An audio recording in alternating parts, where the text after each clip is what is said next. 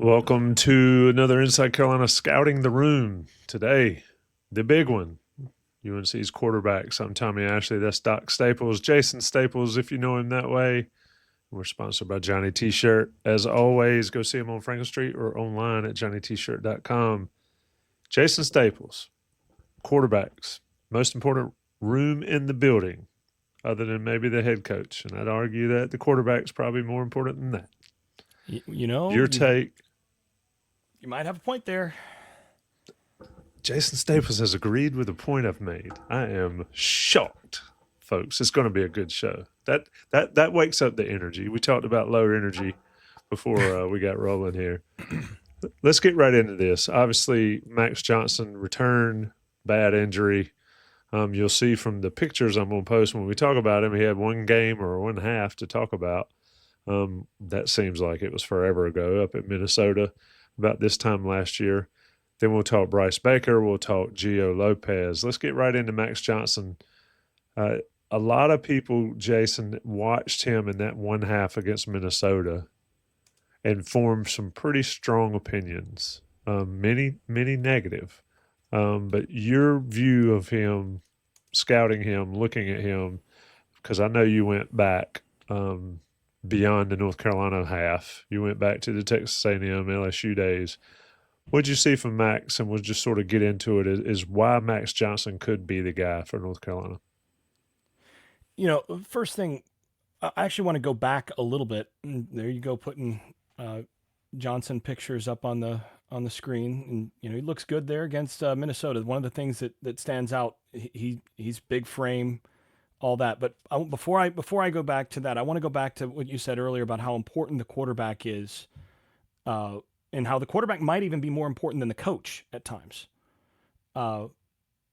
This is, maybe not the most popular thing to say around Chapel Hill these days, but just look up Bill Belichick's head coaching record in the NFL without Tom Brady.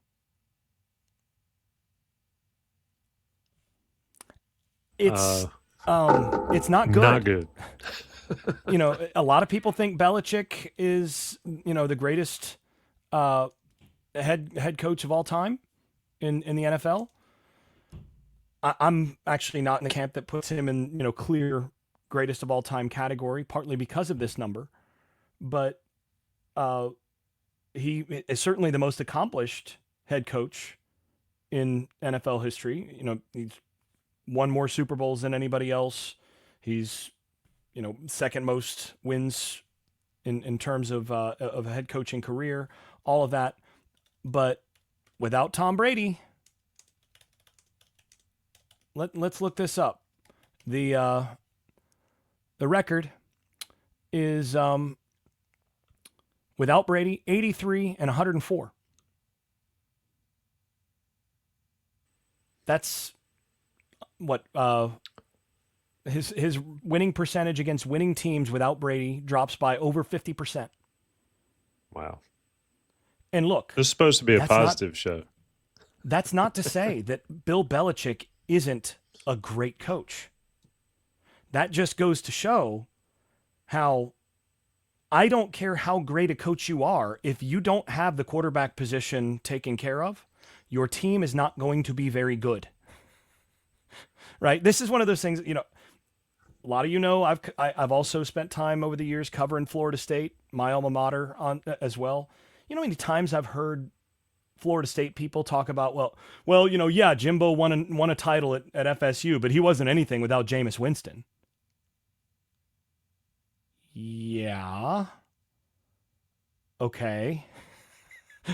Show me how well Dabo Swinney has done without Deshaun Watson and the Elf, and when they've not had a dynamite quarterback at Clemson. Show me the coaches that are going out there and winning without good quarterback play. Right? Who's that quarterback that won? Who's that coach that won with a guy named Cam Newton? Yeah. Exactly. Right? Gene Chizik goes out there and wins a national title with Cam Newton at quarterback. But here's the thing. I'm pretty convinced that year with Cam Newton at quarterback, I might have had a good chance of winning a national title. And that's, again, not to say that Gene Chizik wasn't a really good coach that year. But Cam Newton was that dude, guys, right? Mike Norvell right now at Florida State. They went 2-10 last year. And all of a sudden fans are going, well, was it Norvell or was it Jordan Travis? Right? And then you look at North Carolina. Sam Howell, Drake May. Things look a whole lot easier and a whole lot better when you have those guys out there. Then suddenly last year you get to see how the other half lives. And that's where we get back to Max Johnson, right?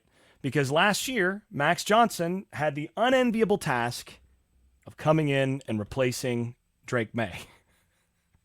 And look, Johnson I actually think he's an underrated player.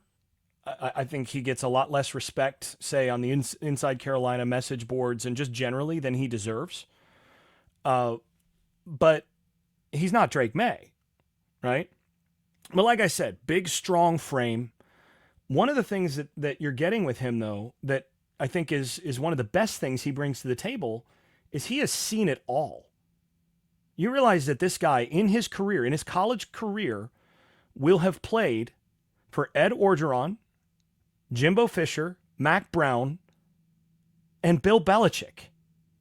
That's 3 head coaches who've won national titles, and then the most accomplished NFL coach ever. It's crazy, man. What a Like bio. that is bonkers. So, I mean, if there's anybody in this in the country out of the last 10 years who you could just point at and be like, I bet you that guy has the pedigree to go into coaching right after he's done with his playing career, it's this guy, especially since his dad played 10 plus years in the NFL. His dad, actually, I knew his dad because his dad used to come back and work out some with us in the off season. He would throw around and do those sorts of things in the summer. So, and his dad is amazing. But that guy's been around a lot of football. And he understands a lot of football. And he's a guy that, he gets the whole idea of like, don't do anything stupid. End every drive with a kick. All the things that, you grow up around the game and you sort of get that by osmosis. And then with the coaches he's been around and all that, this guy understands that. And then he's played 4 years. He has 4 years of experience in the SEC. He's seen a ton of defenses.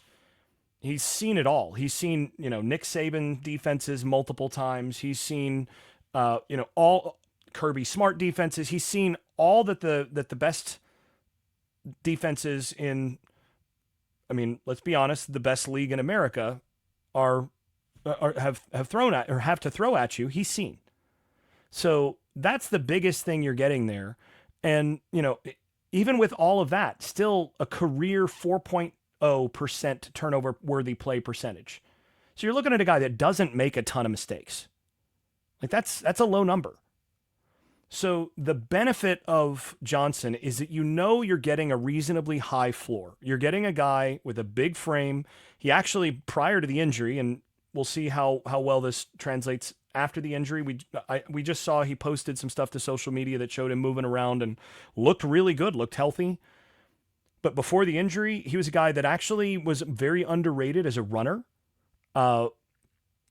Stood strong and firm against the rush in the pocket. And then when he would take off and get out of the pocket, he actually was probably 4.8 range, maybe a little bit better than that, probably a little better than that, 4.7 range.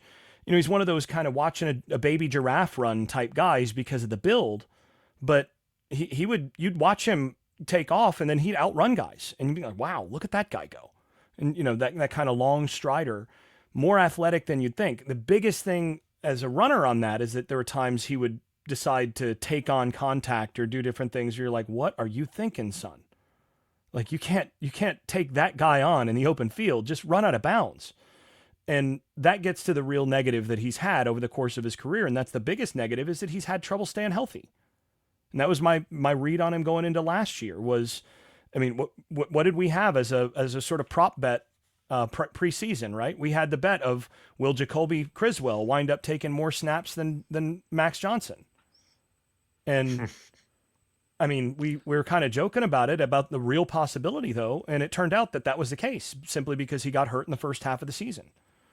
So, that was the one really big negative, and then the other negative is that as much as he understands the game and all that, the ball tends to come out late. So, just in terms of rhythm and timing, he's a guy that tends to see it, and what he understands on the board doesn't always compute as quickly in the pocket as what you'd like to see. So some guys, and he sort of reminds me of EJ Manuel in this sense. Really smart, has seen a lot of ball, can break everything down on the board, but just he has to actually see it before he trusts it. And then you get some of these guys like, a Jameis or a Drake May, they would come in and it's just like pure intuition. And you ask like, well, what did you see that made you want to throw there? And he's like, well, I saw pre-snap that guy was over there, and I just thought that was going to come open. Like, so you didn't really like 1, 2, 3. No. I just felt it. Because those guys, like, it's internal.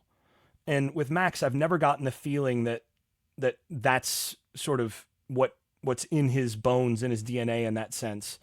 And then the other thing is that he tends not to like pressure all that much. When you get pressure in his face, he's tended to fade, and sometimes he'll throw off the back foot and all that. And he's got a good arm, a strong arm, stronger than a lot of people think, but he doesn't have the elite arm to be able to just sort of fade back in the pocket and do, Ben Roethlisberger style, fade back in the pocket, throw off the back foot and, get that out 40 yards upfield sort of thing. So there's definite pluses. There's definite things that sort of have limited his ceiling so far.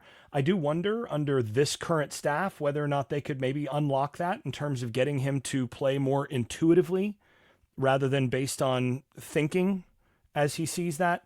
The other thing that is, kind of hard for him, this is his 5th offense since he's been playing in college. Which is also offenses. Crazy. Yeah.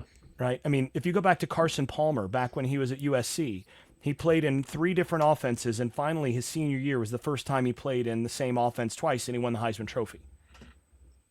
It's just the first 3 years, he was learning a new language every year. It's like, oh, back to kindergarten. But then when he got to do it twice, all of a sudden it was like, oh, the talent came out. So, and I'm afraid that, Johnson's never really had that chance. So he's an interesting guy to have on this roster because of all of those potential positives. And I don't think he's really ever had a fair shake to be able to be in the same offense 2 years in a row, be healthy 2 years in a row, and really be able to set up and do all that. And he's not going to get that chance this year either. I mean, it's a new situation and all that, but he is I think a really important guy to have on this roster, because if nothing else, I think he sets the floor of this room. In Max Johnson that you have a guy who has been successful, and he has actually he's played over 1,600 snaps in the SEC, and he's done so winning football games in the SEC. He's a quarterback you can win with, who's probably not going to be a guy that you're going to lose because of. So that gives you a floor where if the other guys don't go out and seize the job and demonstrate that they really are going to go out and win games for you, this guy's probably not going to lose games for you. And what does Belichick like to say? More games are lost than they're won.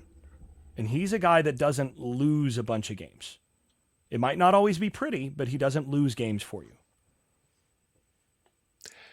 You got to have talent all around them, though, if you're going to have a quarterback that can't win you games. And that makes the Max Johnson idea, for me at least, seem a little more, well, it's why they picked up the guy we're going to talk about next, and that's Gio Lopez.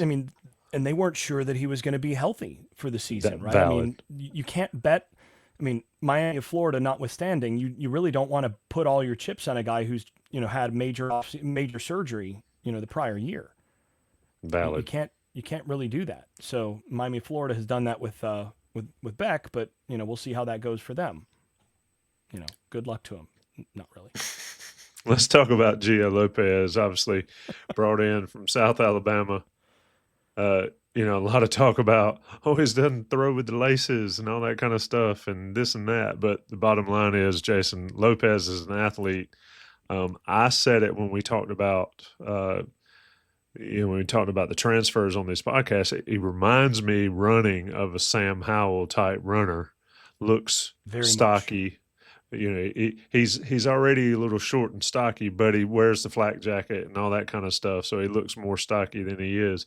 But just sort of talk about Lopez and why it should or why it could or why it will be him for North Carolina. Yeah, I mean, first of all, why it will be him, because they went out and they got him, they handpicked him and paid him a lot of money to come in and play quarterback, right? So why is it going to be Gio Lopez? Well, I mean, there's a bunch of reasons right there. And who did they pick to go to talk to the media? Yep. Right? I mean, Thursday, Gio Lopez. Let's read the tea leaves here, right? They didn't bring him in on the wall. Yeah. They did not bring him in to sit the bench. That doesn't mean, though, that he can go out there and lay an egg all camp and not wind up sitting the bench. They're not going to play him just because they're paying him. So if he goes out there and Max Johnson or Bryce Baker goes out and outplays him every day in camp,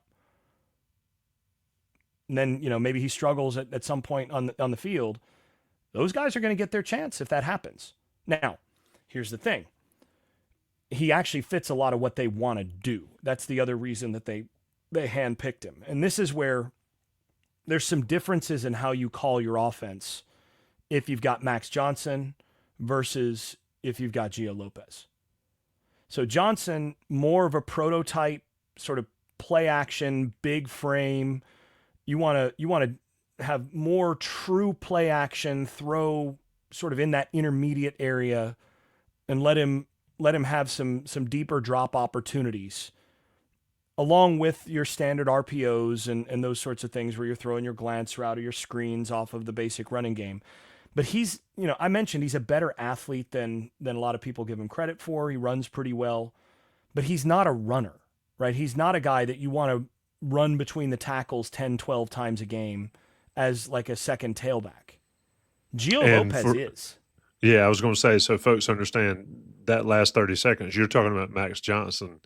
And right now the Gio Lopez, just so people don't get confused, Gio Lopez is a runner. Yeah, so you can't call the offense the same way for Max that you would for Gio. With Gio, you have a whole different sort of chunk of the way that you're scheming, that you're game planning, because you want to actually sort of force defenses to have to defend him legs first. And that doesn't mean he's not a thrower. That doesn't mean he can't throw. But with Johnson, he is a throw first, throw second, sort of escape and run towards the sideline and outrun some guys to the edge quarterback. With Gio Lopez, he's a run pass first quarterback. And at 6 foot 220, and my guess is he runs low 4.6 area. You're looking at a guy that he's like a big back. And again, you mentioned Sam Howell. How many times did we watch Howell sort of between the tackles go back, drop back quickly, see nothing, suddenly tuck and run, and all of a sudden you'd watch somebody have a good shot on him and they just bounce right off. And all of a sudden Howell's got 8, then he's got 10, then he's got 12, and it's like, oh my gosh, he just scored from the 14 and broke 3 tackles. Like, where did that come from? And Gio is a lot like that. He will break tackles. He's going to run through arm tackles. He is a physical runner between the tackles. Now, granted, he's doing this in Conference USA. When he played against LSU, he ran some against them, but not with the same kind of success. Didn't break the same kind of tackles against LSU. So, that mileage may vary a little bit against better defenses, but you're looking at in what you get with him, you're going to bring in a true read option package in your offense where you're going to inverted veer. You're going to have an inverted veer is where the quarterback is the inside runner and you're going to have the running back take the outside run. quarterback is going to be between the tackles. You're going to do some quarterback lead, quarterback power. There's some Taj Boyd in him, actually. If you think about going back to Clemson, that's another comp for him, in my view, is a guy like Taj Boyd, who a little bit shorter, but when Clemson needed 3 yards, they'd run power, and Taj Boyd was a big back. And all of a sudden, quarterback power is coming straight downhill, and you got 2 backs blocking and Boyd coming downhill behind him, and it's really hard to stop. So that's what they're going to try to do. He's a true dual threat. He consistently, and I ended up liking him more when I went back and I broke down more stuff of him. I liked him more than I did when they first took him. So I went and I looked at some stuff then.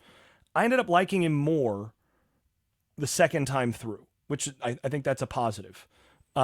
Consistently made good reads in the option game. He is a tough SOB. There are times where, he was dead to rights in the pocket, sometimes because he held the ball too long. That is a problem for him at times.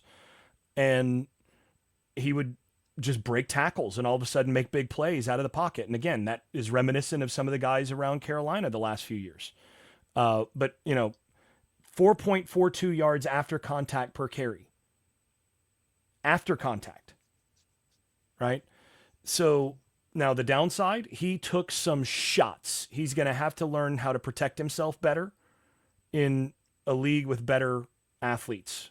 He's going to have to get down at times and be willing to not take an extra 2, take a huge shot trying to get an extra 2 yards on, second and 6. And, you get 8 yards and then you take a huge shot. Just get down at the 7-yard mark. Dive down and live to see another play.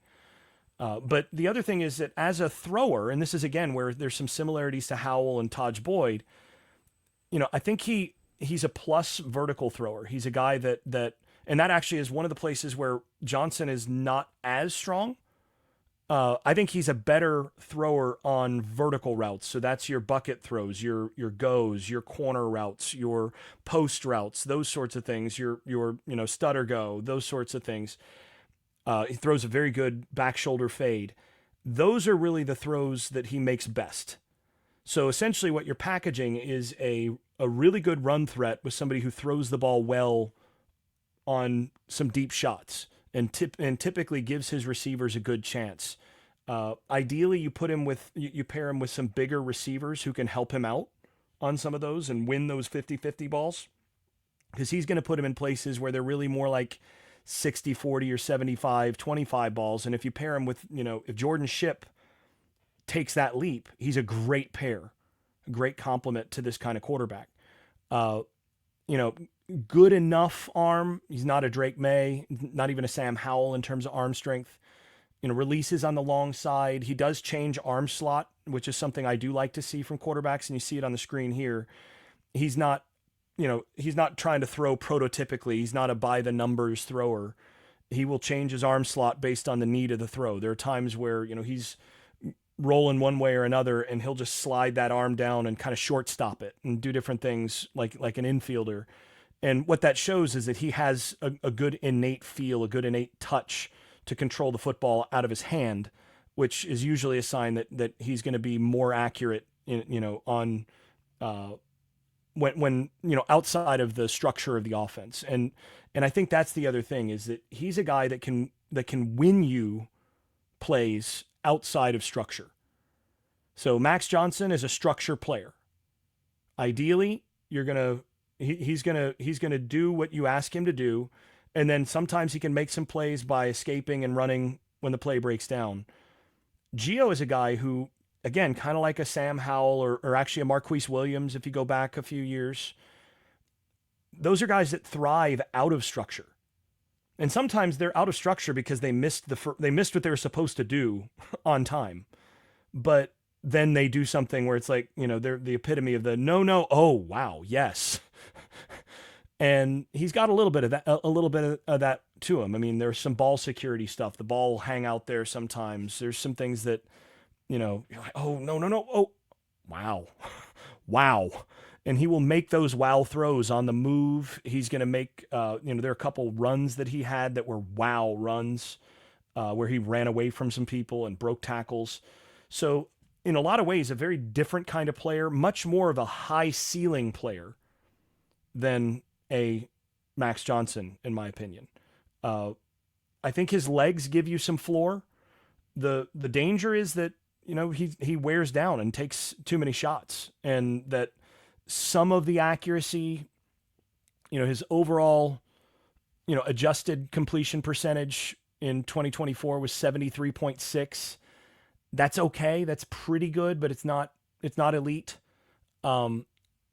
His pressure to sack rate is higher than I'd like to see, but for a guy that's a runner, it's pretty decent. I think he's a good pickup for what they want to do, and pairing him with a big offensive line. And I don't think you take this guy and put him out there without anticipating that he's going to carry the rock, say, 8 to 10 times a game in any competitive game, if not more. And, the real question is, are they going to be good enough to where he doesn't have to carry it 15, 20 times a game? Because if he does have to carry it that much, you'll probably see him start to wear down a little bit over the course of the season. And that's also a concern. I think that's sort of your summary of him.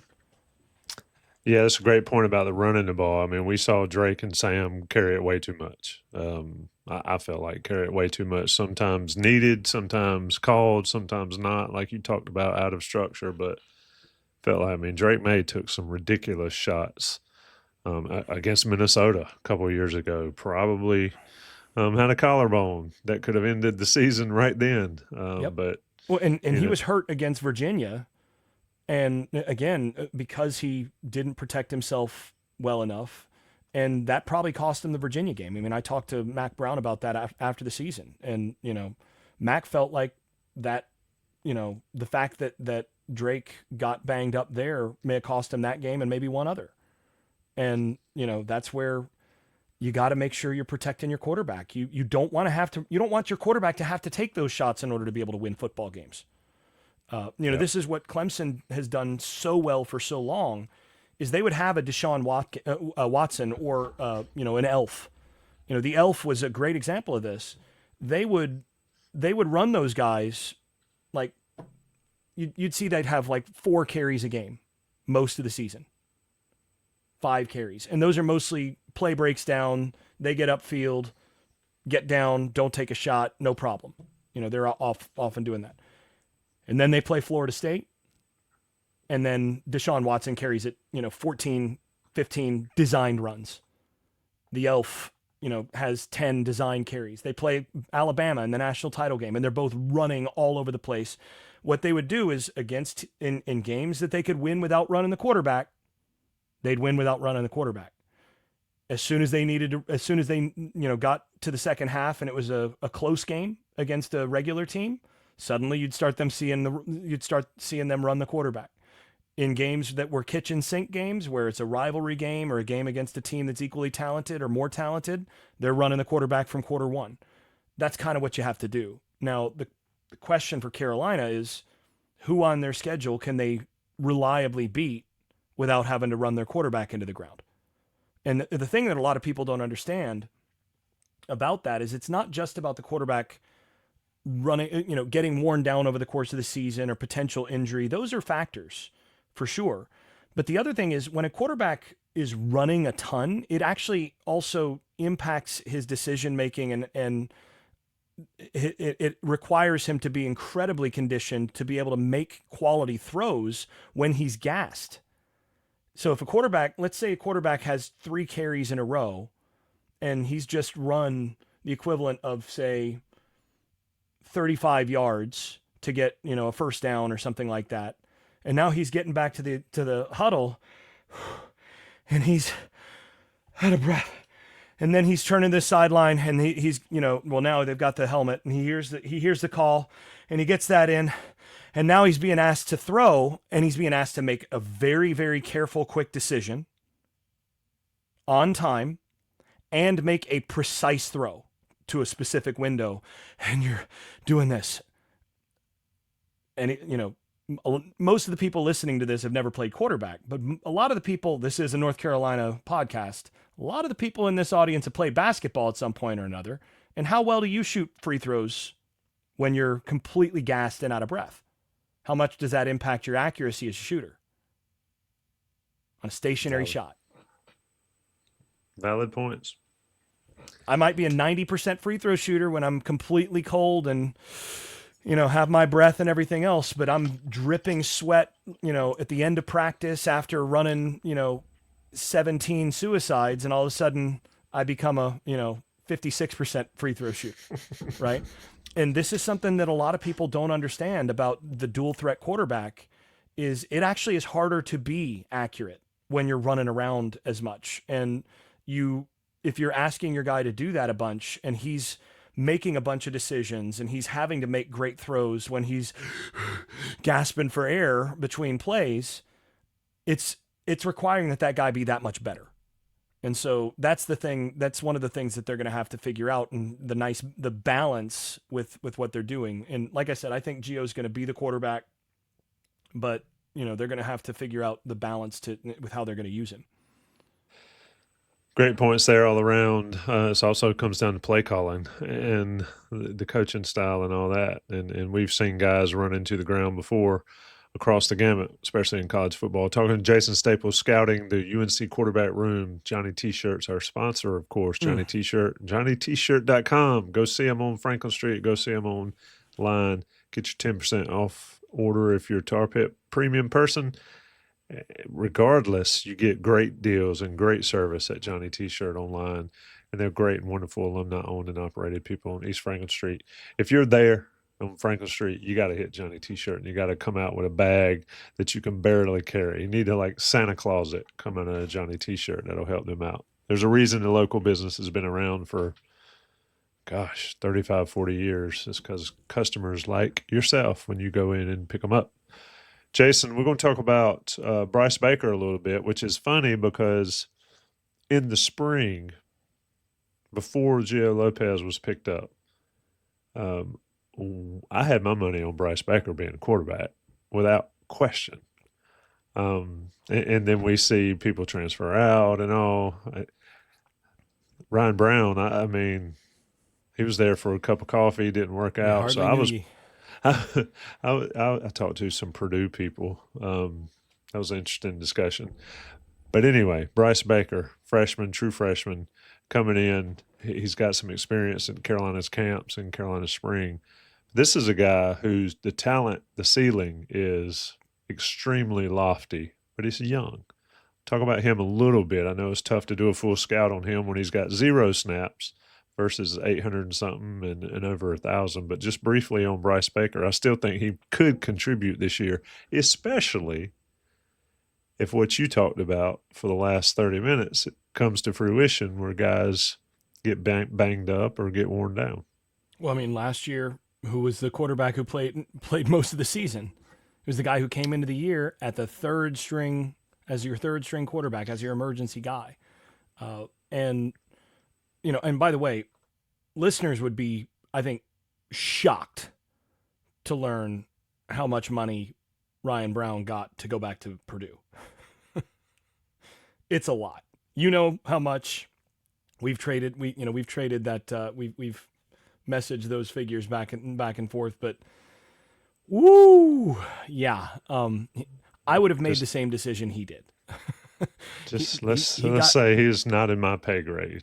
No, he got enough money that for this next year, he's going to make more money than I have made in my, I think, entire professional career so far.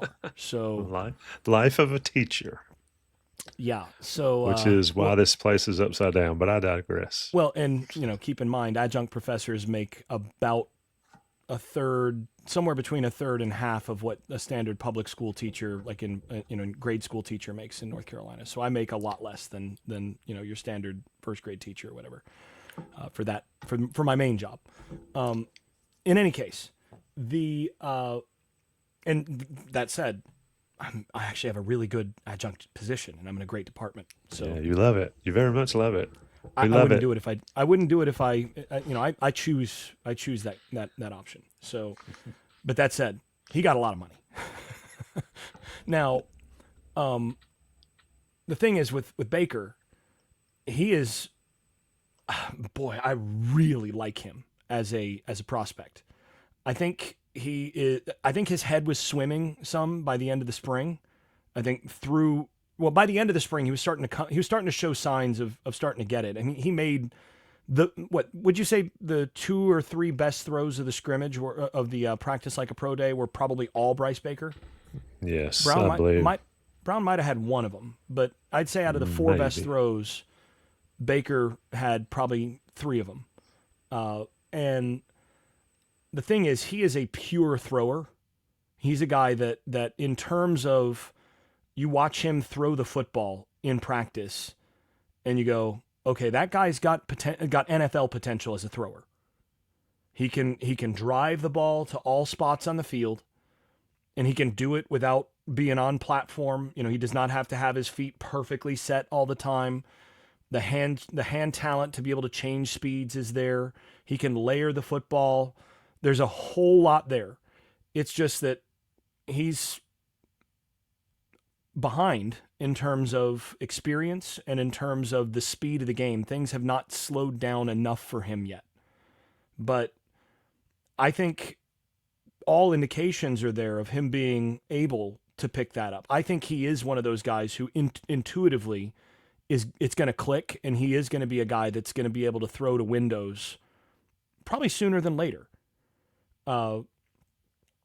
Interesting thing to me is, you know, as good a thrower as I think he might turn out to be, how soon does that light bulb go off to suddenly be able to see everything to where, you know, the matrix suddenly becomes visible and he's able to sort of see things before they happen, which is the moment where a quarterback really gets it.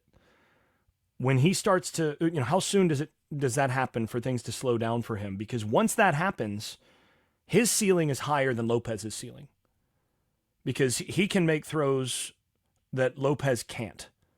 And again, Lopez is a good thrower, and especially on deep shots and that sort of thing, he's going to give you some opportunities in the vertical game. But Baker can drive the ball into spots. You know, he's not Drake May, but you know, I think he's a thrower in terms of as a prospect on par with what you know, Howell was. So, you know, whether he becomes that, that's another question. Whether he becomes that at North Carolina is another question. But, you know, I think he's a guy that can really develop. And, you know, this staff, again, has really prided themselves on saying they're the 33rd NFL team. They're all about developing the guys that they have. This is a guy that they're going to have an opportunity to develop, and the talent is there to develop. I don't think there's any question about that. My guess is that there are more than a couple ACC teams that would, if they watched the practice like a pro stuff that we saw, if they watched that, would trade for Bryce Baker to be their starter this year straight up. Wow. My guess is that there are a couple of ACC teams that would trade their veteran for this guy. Now, they would be banking on sort of unseen stuff, but the talent, and again, I think the indications of somebody who the speed can get there, it's not there yet. But the potential to actually be there, I think he's shown enough flashes that I'm really high on him. I think he can be a really good player. Yeah, that's Bryce Baker. I agree with you. I mean, we saw him make some throws and make some plays. But to your point, you know, you go your whole high school career, you're rarely under center. They want to go under center a fair amount. You know, there's just a lot going on there, and that's why they went out and picked up Gio Lopez, and Max Johnson has come back. But there are opportunities. The point about Criswell being the third guy, and you know, it was like, you're up. It's like, what? You know, it's my turn, and so there we are with Bryce Baker. Of course, you And I also think Baker, got. by the way, is a much more talented player than Criswell. Oh, no question. So, you know, you look at the third quarterback. Criswell had more experience coming in, but if you wind up with Baker as your guy coming off the bench, if they need him, let's say, injuries happen or whatever else, if he's the guy, he's a guy that 2-3 games in, things probably start to click and you start going, okay, by next year, that guy's going to be really good. Absolutely. If anything, the quarterback room floor has been raised significantly across the board. And when this guy is potentially your third or even your second, then North Carolina's got something going in the quarterback room. We'll see how it shakes out. Obviously, Newkirk and Mayaris are in the room as well. But you got Lopez, you got Johnson, you got Baker. I think Carolina's in a good spot if they perform as we expect them, or maybe folks hope they do. Jason, final thoughts on North Carolina's quarterback room. 41 minutes in. I'll give you the floor here. I think Carolina's got some things to work with. Bill Belichick and staff has some things to work with. They'll find out in a hurry because TCU is not a pushover. But to your point, you've got guys that won't lose you games. You've got at least one guy that can win you games. It's going to be an interesting watch, and folks need to. If last year didn't give folks appreciation for Howell and May, then I don't know what to tell you. But this year, I warned everybody they're going to see how the other half lives. This year should be a pretty decent bounce back, don't you think? Yeah, I think so. I mean, I don't think that this is a top 5 in the ACC, top 6 in the ACC room, coming into the season, because you start to look around and you go, okay, you got to obviously put Klubnik at the top of the heap when it comes to the ACC. Carson Beck, he's coming back from Tommy John surgery, so nothing's a guarantee. But the guy was pretty good at Georgia and is a legit NFL prospect. He's at Miami of Florida, and then Kevin Jennings from SMU probably rounds out your top 3. Haynes King at Georgia Tech.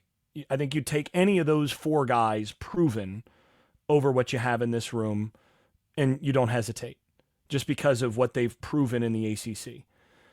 After that, though, you start to get to, Mensa and Eli Holstein and CJ Bailey and Kyron Drones and Tommy Castellanos, Angeli at Syracuse. You start to look at that group, and I think that's about the tier that North Carolina's quarterback room is in. So sort of in the same tier as, say, Drones from Virginia Tech, Bailey from NC State, who, Bailey was really good as a true freshman last year at State, but still also has some learning to do. Holstein at Pittsburgh, maybe you take him above. I mean, he was torrid for the first half of the season, and then all of a sudden, some of the pieces around him started getting banged up and warts appeared. So I think that's kind of your tier. The thing that I will say about Carolina's room over some of those rooms is I do think that the floor in terms of depth, if the top guy goes down, because you've got a Max Johnson, because you've got a Bryce Baker, I think the depth of the room probably puts you up in the 7 or 6 range in the conference, because there's just a higher floor if one guy goes down. Kevin Jennings goes down for SMU.